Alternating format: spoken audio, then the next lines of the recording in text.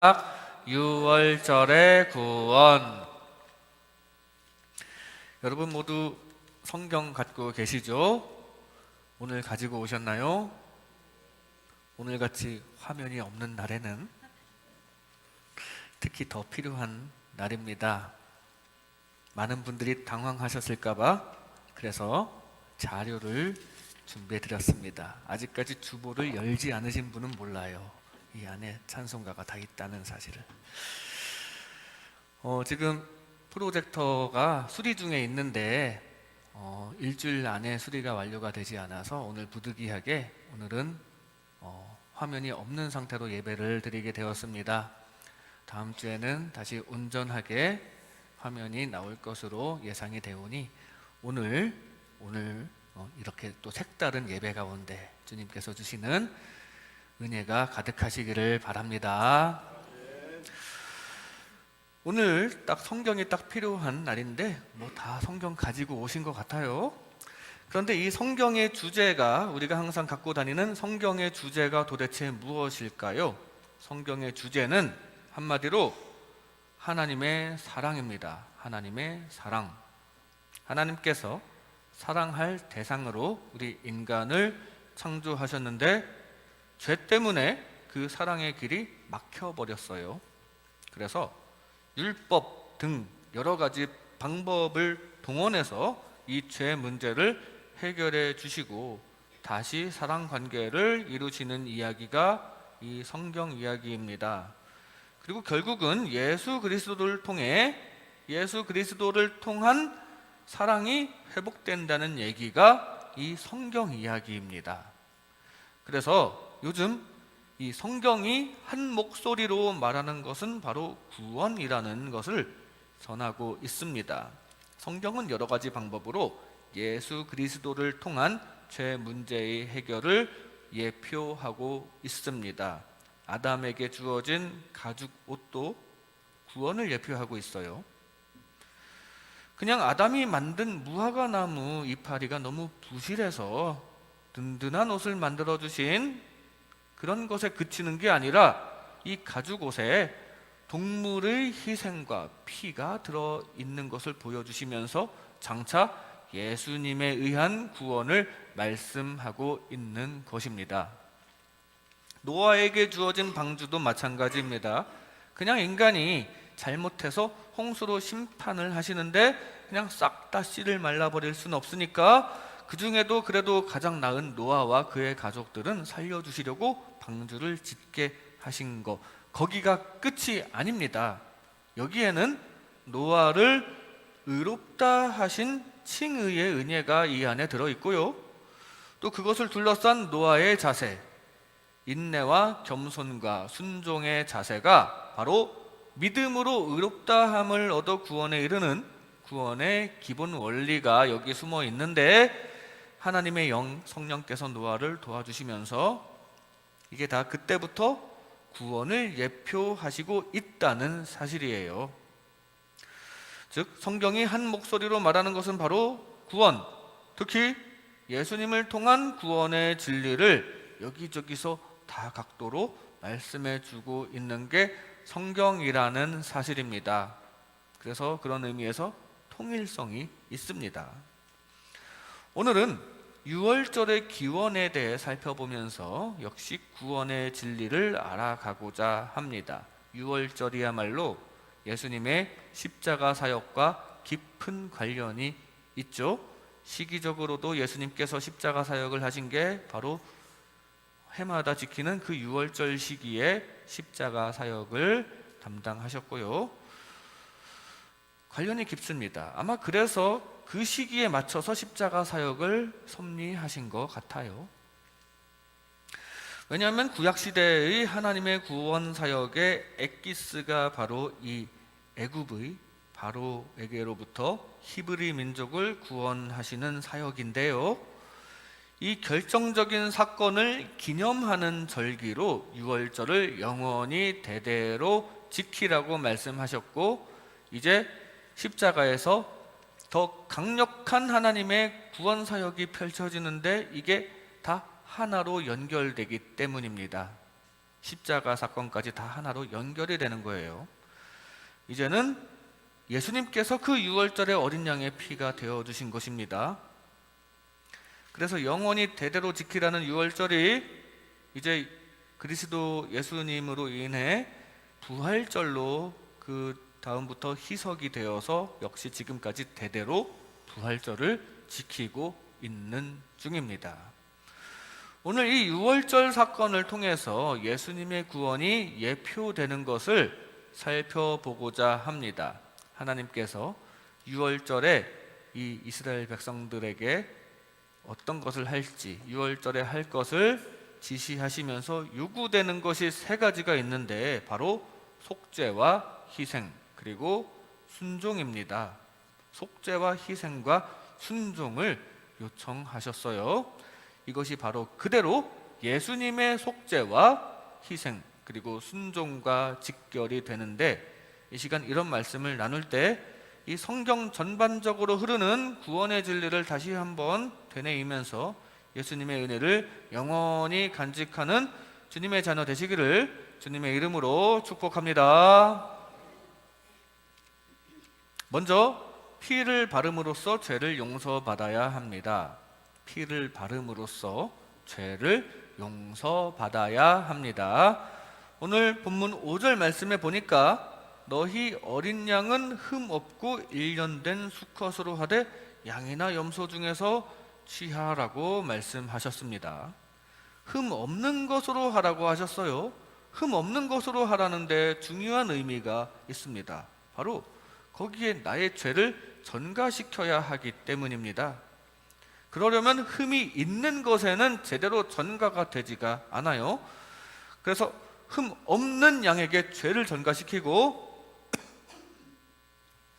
그 죄를 전가한 양을 제물로 바침으로써 나의 죄를 소멸시킴으로써 죄의 문제를 정리해야 하나님께로 갈 수 있는 것입니다. 그래서 흠 없는 게 필요해요.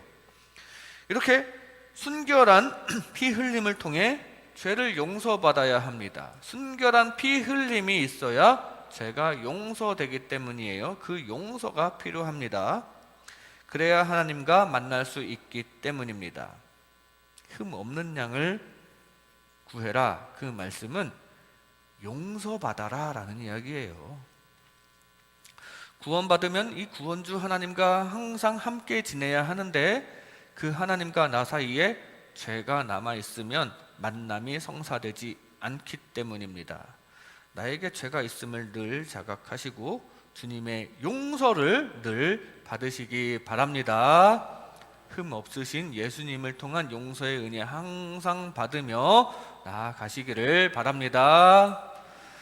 유월절에는 그 어린 양이 그 역할을 했고요. 그것은 우리 예수님을 통한 본격적인 구원 행동과 직결이 됩니다. 죄 없으신 분이라야 나의 죄를 대신 짊어질 수 있는 원리에 의해서 죄 없으신 예수님께서 내 죄 대신 형벌 받으시고 그렇게 죄의 문제가 정리가 되어서 구원의 길을 갈 수 있는 것입니다. 용서해 주신다는 거예요. 이 스스로 죄인임을 우리가 인정하고 늘 회개하며 용서받아 항상 주님을 만나는 저와 여러분 되시기 바랍니다. 하나님께서는 우리를 만나시기 위해서 계속 용서의 행동을 하십니다. 계속 용서해 주시는 거예요. 모세에게 지시하여서 성소를 만드신 것도 용서해 주시기 위해서입니다. 그 성소의 가장 중심에 지성소에 속죄소라는 것이 있습니다. 그리고 거기에서 하나님께서 만나 주신다고 하였습니다. 다른 데가 아니라 속죄소에서 만나 주신다고 하셨어요. 무슨 얘기입니까? 속죄함을 받아야 만나 주신다는 얘기입니다. 바꿔 말하면 만나 주시기 위해서 속죄, 용서해 주신다는 얘기예요. 용서받아야 하나님과의 만남이 성사된다는 얘기, 그리고 하나님과의 만남을 성사시키시기 위해서 용서해 주신다는 말씀입니다. 그 용서 받으시기 바랍니다. 번제에 대해 지시하면서도 하신 말씀이 매일 드리라고 했어요. 번제 매일 드려라. 그래서 항상 상자를 써서 상번제라고 합니다. 번제는 그냥 다 상번제예요. 항상 드리는 번제. 그 중에 특히 유월절 절기 한 일주일 정도, 그때는 더 특별히 제대로 번제를 드리라고 했습니다. 유월절 속죄의 원리가 구약시절 이 성막에서 매일 드리는 번제로, 그리고 신약 시절에는 예수님의 속죄 앞에서 매일 회개하는 기도로 드려야 마땅합니다. 매일이요. 매일 드려야 한다는 거예요. 매일매일 항상 해야 합니다. 왜냐하면 우리는 매일매일 항상 죄를 생산해내기 때문입니다. 매일매일 회개하면서 매일매일 주님께 기도하면서 이 죄 용서받고 늘 주님과 함께하는 저와 여러분 되시기를 바랍니다. 우리는 스스로가 죄인임을 자각하고 용서받아야 합니다. 내가 죄인이라는 걸 자각해야 용서를 받을 수 있죠. 내가 죄가 없다고 생각하면 용서 못 받습니다. 스스로가 죄인임을 항상 자각하고 용서받아야 해요. 내가 죄인이라는 말에 거부감을 느끼지 마세요. 혹자는 기독교가 너무 죄, 너무 죄만 강조한다고 별로라고 여기기도 합니다. 별로긴 해요. 너무 죄만 얘기하는 게. 하지만 우리는 솔직할 필요가 있습니다. 죄를 그냥 덮는다고 없어지지는 않기 때문입니다. 눈 가리고 아웅할 수 없는 그 죄는 우리를 지으신 하나님과의 통로를 막기 때문에 우리는 항상 회개하면서 죄 없으신 예수님의 십자가 은혜와 용서를 받아야 합니다. 날마다 스스로의 죄를 자각하는 마음으로 회개하며 주님의 무한하신 용서를 받으시기 바랍니다. 늘 용서받고 있다는 사실을 기억하면서 살아가시기 바랍니다. 그리하여 주님 주시는 구원의 은혜가 가득하시기를, 그리고 삶 가운데에도 주님과 늘 소통하는 관계가 가득하시기를 주님의 이름으로 축복합니다. 피를 바름으로써 죄를 용서받아야 합니다. 다음으로 피를 바름으로써 희생의 은혜를 받아야 합니다. 피를 바름으로써 희생의 은혜를 받아야 합니다. 오늘 본문 6절 말씀에 보면 이달 열 나흔 날까지 간직하였다가 해질 때에 이스라엘 회중이 그 양을 잡고, 지금 계속해서 하나님께서 지시하시는데 때가 되면 그 양을 잡으라고 하십니다. 양을 희생시키라는 겁니다. 희생이 필요하다는 얘기예요. 그리고 그때 나오는 피를 잘 가지고 집의 문설주와 인방에 바름으로써 우리는 양을 희생시켜 죄를 용서받았습니다 하는 표시를 내는 겁니다. 이렇게 희생의 은혜를 감사함으로 받아야 합니다. 왜냐하면 우리에게는 기본적으로 죄라는 문제가 있고 그걸 누군가의 희생으로만 해결할 수 있기 때문입니다. 내가 해결할 수 없어요. 아니, 내가 해결하면 해결이 안 돼요. 그냥 멸망합니다. 주님의 희생으로만 해결할 수 있습니다. 그저 그 희생의 은혜를 감사함으로 받아들이시기 바랍니다. 유월절 어린 양의 피처럼 우리 예수님께서도 유월절에 희생하셨어요. 십자가에서 물과 피를 다 쏟으셨습니다. 그리고 우리는 그 예수님의 피를 기념하고 있습니다. 그것을 성만찬이라는 의식을 통해서도 기념하고 있고요. 그래서 우리가 또 다음 주 되면 성만찬을 할 텐데, 우리 이제 성만찬 예식도 예전처럼 성찬기를 가지고 더 그 의미를 생각하면서 다음 주부터 성만찬 의식을 가져보고자 합니다. 더욱더 그 예수님의 피를 기념할 수 있는 우리 모두가 될 수 있기를 바랍니다. 성만찬이라는 의식을 통해서도 기념을 하고 있고요. 또 우리는 항상 마음에 예수님의 피를 기념하는 마음을 가짐으로써 그게 바로, 항상 그 마음을 갖는 것이 바로 문설주와 인방에 예수님의 피를 바르는 행동입니다. 항상 성만찬과 또 그 성만찬에 대한 그런 생각을 마음으로 가짐으로써 우리도 각자의 문설주와 인방에 피를 바르는 그 표시를 하시기 바랍니다. 그 하나님의 예수님의 희생을 받아들여서 감사하는 표시를 그렇게 하시기를 바랍니다. 우리 영적인 우리 하나님 앞에 저는 예수님을 희생시켜서 용서를 받았습니다 하는 표시를 내는 것입니다. 항상 마음속에 예수님의 피를 새겨 심판에서 구원 받으시기 바랍니다. 아담에게 가죽옷을 만드시면서도 하나님께서 강조하신 게 바로 희생입니다. 희생을 강조하셨어요. 가죽이 그냥 나오는 게 아니거든요. 그 옷을 만드는데 무언가의 희생이 있으니까 그 가죽이 나오죠. 그리고 그 희생이 앞으로 아담을 저주와 수치와 상처로부터 든든하게 지켜주는데, 아담은 그래도 다행인 것은 그 하나님께서 베풀어 주신 희생의 은혜, 그 가죽옷을 감사함으로 받았다는 사실입니다. 받지 않았으면, 그때까지도 자존심 가지고 나한테 무화과나무 잎 있어요 하면서 받지 않았으면 그 무화과나무잎 가지고서는 추위도 제대로 못 맞고 금방 부서져서 부끄러워서 수치스럽고 또 상처도 계속 생길 거였는데, 감사히 그 희생의 은혜를 받아들였다는 게 중요합니다. 그리고 그게 오늘날 예수님의 희생의 은혜를 받아들이는 게 중요하다는 사실과 연결되는 것입니다. 그냥 내가 알아서 할게요, 안 돼요. 알아서 하나님께서 주신 그 희생의 은혜에 감사함으로 받아들이시기 바랍니다. 그 은혜를 간직함으로 세상의 저주와 수치와 상처로부터도 구원 받으시기 바랍니다. 애굽의 바로 앞에 10가지 재앙이 내려졌는데 바로 직전까지 9번째 재앙까지 내려졌어요. 거기까지는 그래도 일반적인 재앙입니다. 일반적인 재앙. 이스라엘 백성들도 함께 당하는 재앙입니다. 마치 이것은 요한계시록에 나오는 3가지 재앙이 있죠. 7인, 7나팔, 7대접의 재앙 중에 맨 먼저 나오는 7인의 재앙은 보편적인 인생 고통의 재앙이라는 것과 일맥상통합니다. 그 다음 7나팔의 재앙, 7대접의 재앙은 이제 우리 하나님의 성도들은 피해야 할 재앙들이에요. 10번째 재앙도 마찬가지입니다. 애굽의 바로에게 내려졌던 마지막 10번째 재앙만은 이 믿는 자들은 피해야 할 재앙입니다. 그 전까지 우박이 내리고 메뚜기가 창궐하고 흑암이 계속되는 그런 재앙까지는 고통스럽지만 다 감내할 수는 있어요. 우리 믿는 성도들도. 그런데 장자의 죽음이라는 이 10번째 재앙은 이 구원받을 백성들은 그것만은 피해야 되거든요.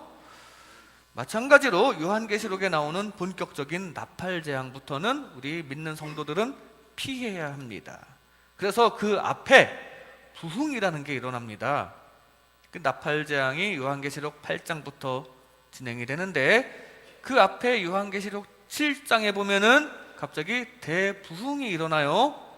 14만 4천 명으로 표현하였지만 수많은 구원받은 성도들의 대부흥이 그 나팔 재앙, 믿는 자들이 피해야 할 재앙 직전에 부흥이 일어나고, 거기서도 믿지 않는 사람들은 이제 본격적인 나팔 재앙 등으로 멸망하게 되는 이야기가 요한계시록에 전개가 됩니다. 그런데 그 14만 4천 명으로 표현된 이 수많은 성도들이 어떻게 찬송하는지 보면 그들이 이렇게 찬송합니다. 구원하심이 보좌에 앉으신 우리 하나님과 어린 양에게 있도다. 이런 찬양을 요한계시록 7장에서 찬양을 해요. 구원하심이 보좌에 앉으신 우리 하나님과 어린 양에게 있도다. 어디서 많이 들어본 가사죠? 비전이라는 찬양의 후렴 가사가 바로 여기에서 나왔어요. 계시록에. 이제 정말 피해야만 할 재앙 앞에서 구원받은 성도들의 찬양입니다. 뭐라고요? 구원하심이 어린 양에게, 즉 희생해 주신 우리 예수님께 구원하심이 있다는 얘기입니다. 그리고 6월절 시기, 이 출애굽 시기의 이 6월절에는 정말 어린 양의 희생에 구원이 있었다는 얘기죠. 그 희생을 겸손히 감사함으로 받아들이시기 바랍니다. 피해야만 할 이 장자의 죽음이라는 그 재앙은 피하게 하기 위해서 유월절에 희생이 있었어요. 마찬가지로 우리를 구원하시기 위해서 예수님의 희생이 있다는 것 기억하시면서 감사함으로 받아들이시기 바랍니다. 희생자에게는 미안하지만, 예수님께는 죄송스럽지만 그 은혜는 반드시 받아들여야만 하는 것입니다. 희생이 있어야 내가 사는데 그 은혜 사양할 겁니까? 희생의 은혜, 예수님께 너무 미안해서 그 은혜 못 받겠어요, 그냥 제가 멸망할게요, 이러지는 마세요. 그건 사양할 게 아닙니다. 또 사양한다고 죽으신 예수님께서 그 고통을 취소하시고 다시 십자가에서 내려오시는 것도 아닙니다. 사양한다고 죽은 양이 되살아나는 것도 아니에요. 이미 희생하셨습니다. 그냥 겸손히 감사함으로 받아야 할 줄로 믿습니다. 의인은 없나니 하나도 없으니까 우리는 겸손히 예수님의 희생을 받는 방법밖에 없습니다. 감사함으로 주님의 희생의 은혜 가운데 거하면서 영적인 심판과 육적인 환난 가운데 반드시 구원받으시기를 주님의 이름으로 축복합니다. 피를 바름으로써 희생의 은혜를 받아야 합니다. 마지막으로 피를 바름으로써 순종해야 합니다. 피를 바름으로써 순종해야 합니다.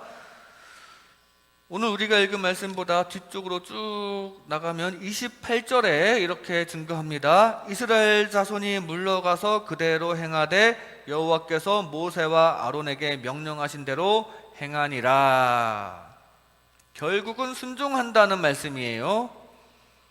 양을 잡아 피를 바르고 또 고기는 언제 어떻게 먹어야 하고 또 그게 어떤 의미를 주는지 등등을 하나님께서 모세에게 말씀을 하셨고, 또 모세가 백성들에게 전해주는 이야기가 쭉 나오는데 마지막에 보면 이스라엘 자손이 물러가서 그대로 행하니라.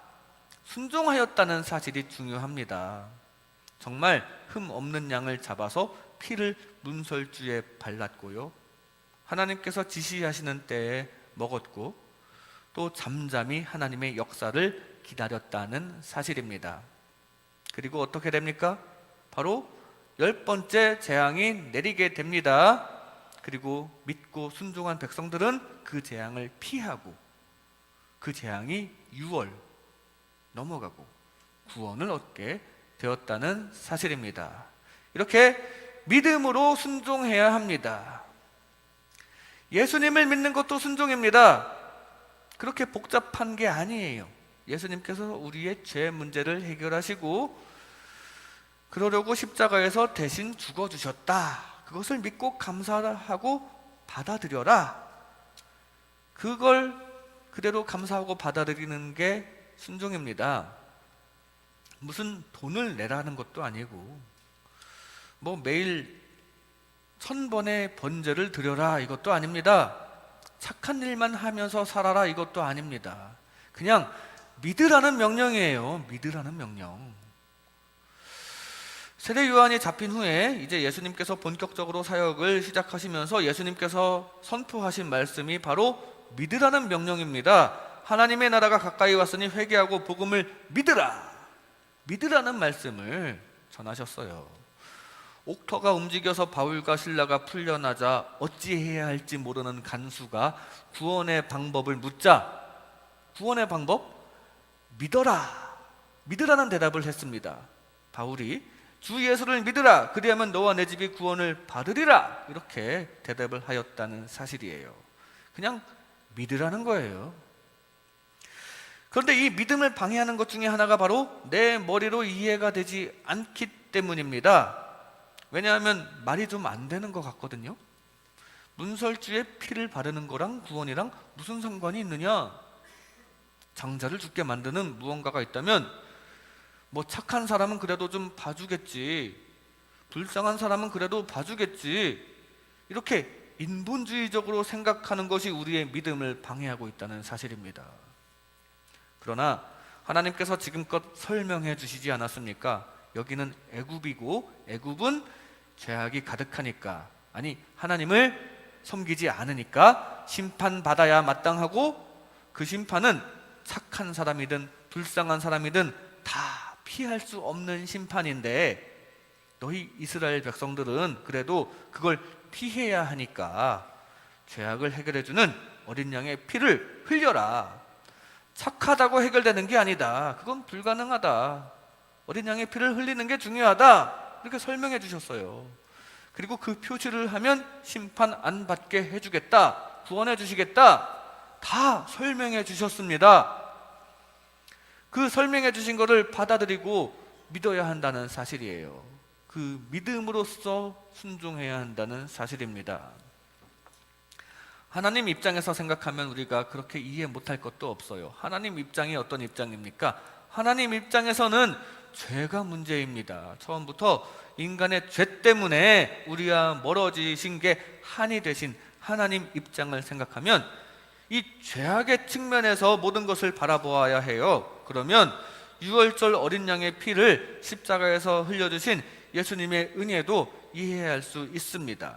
내가 가진 세상적인 상식으로 이해하기 어려울 수가 있지만 하나님의 입장으로는 이해할 수가 있어요. 우리가 하나님의 입장에 맞추어 드려야 합니다.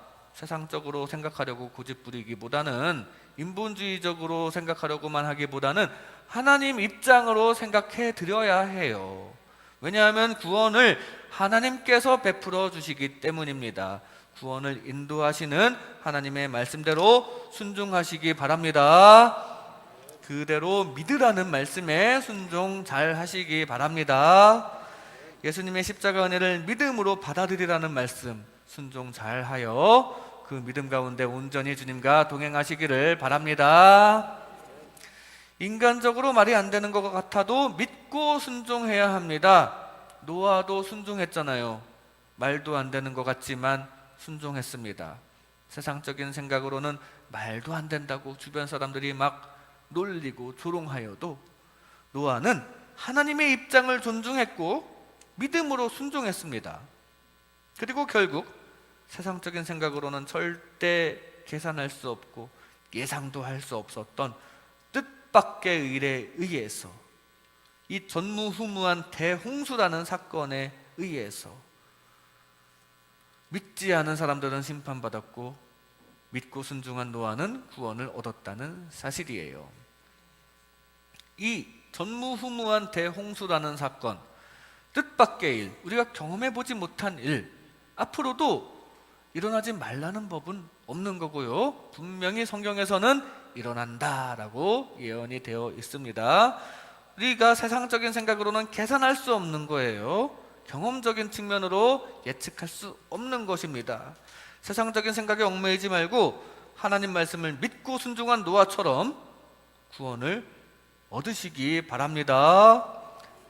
하나님의 말씀을 믿고 순종하는 주님 나라 백성 되시기를 주님의 이름으로 축복합니다. 이 시간 유월절의 구원이라는 제목으로 하나님의 은혜를 나눴습니다. 피를 바름으로써 죄를 용서받아야 합니다.